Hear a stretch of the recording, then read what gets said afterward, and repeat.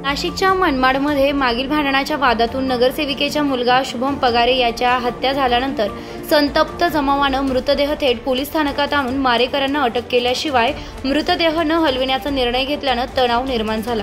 राजकीय नेत्यांच्या दबावातून खोटे गुन्हे दाखल केले जात असल्याचा जमावाचा आरोप होता।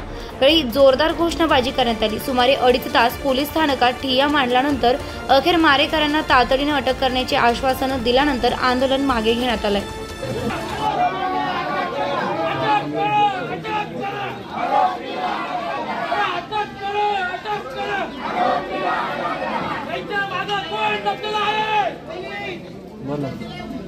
इधर गाड़ी आरोपीला अटक करा।